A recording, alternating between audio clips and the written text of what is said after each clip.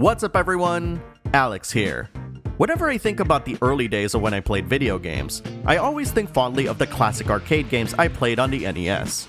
BurgerTime was one of those games, and many years later, I really started to appreciate the design it evoked at the time. Naturally, I had to check out BurgerTime Party, developed by GMode and published by XSEED, as I was curious what kind of game this was gonna be. Is BurgerTime Party gonna build on top of the original, or will it try to carve its own path and attract more than its original core fanbase? Better yet, does it do it well? In BurgerTime Party, you play the role of Peter Pepper, a chef and restaurateur widely known for his delectable burgers. Due to his insatiable hunger for culinary perfection, his constant experimentation with flavor continuously began to yield rejected ingredients, all of which are now out to turn him into a topping for one of his own burgers.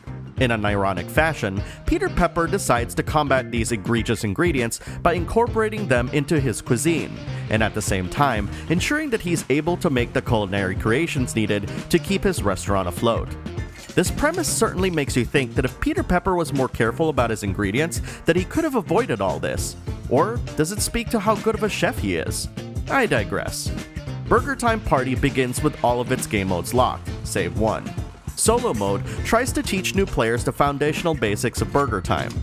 BurgerTime Party uses a health department defying way of making burgers and hot dogs by making Peter Pepper walk the entire length of his enlarged ingredients, which will then fall to a lower floor, pushing any ingredients below to a lower floor. Levels are completed when you've successfully built all the burgers and hot dogs the current level requires.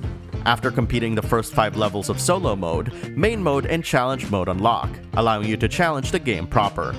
Both main mode and challenge mode don't really have much difference, save for the presence of the classic levels from the original BurgerTime found in challenge mode. Playing more of BurgerTime Party will unlock more of challenge mode, opening up a wide variety of difficult levels.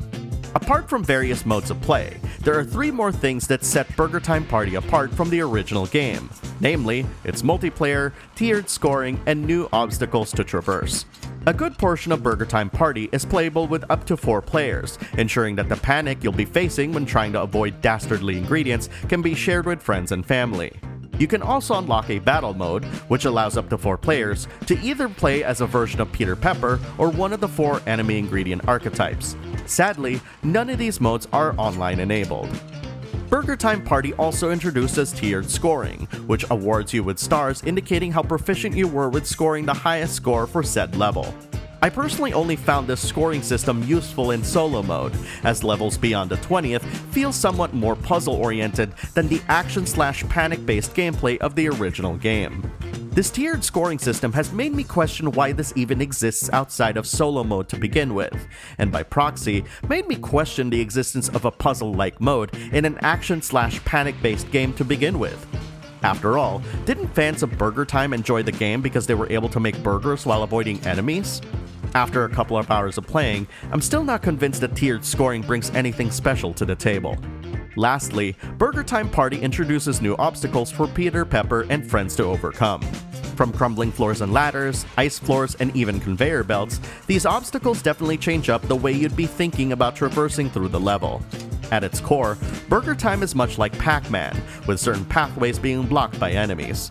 Adding multiple obstacles for the players to consider, in addition to having dodge enemies on screen, doesn't feel like that they're a fun addition to the game's challenge, but rather feel like they give enemies an unfair advantage. Fortunately, you can get power-ups that can help you stop enemies in their tracks from time to time, though they appear so infrequently that I felt that it was just better to focus on finishing my burgers and hot dogs than altering my route.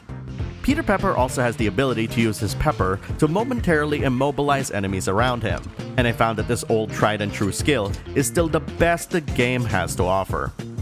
While BurgerTime Party sports a vibrant and colorful art style, its levels are displayed in such a way that its various floors can appear too small or too big, depending on how said level is designed. There was one level that I played that was so zoomed out that certain elements of the level were obscured by the busy background artwork. This is sadly a situation where the art design of the game didn't consider the possibility of it interfering with the gameplay, and even though the game boasts 100 or so levels that you can play, I felt as though I had played enough of the game to understand what I was getting into after having played 20 or so levels. BurgerTime Party is a game that, I feel, came out a few decades too late. The kinds of changes and alterations to the core gameplay, while ensuring that longtime fans will find the gameplay mostly familiar, doesn't feel enough to justify its pricey MSRP of $29.99. It also doesn't help that the game's art style often fights the way the game's levels are designed, making me wish that the backgrounds were just the same pure black background as the original. It's a game that's still fun for people who enjoy playing arcade games with their friends, but one that will frustrate fans who wanted an evolution of the original's gameplay. After years of waiting for a proper follow-up, I don't think it's unreasonable to say that our tastes in games have evolved quite a bit, as it were. And sadly, BurgerTime Party's offerings fall short of our modern expectations. Ponderously, Peter Pepper presents a perplexing party with pitiable patties. And hot dogs?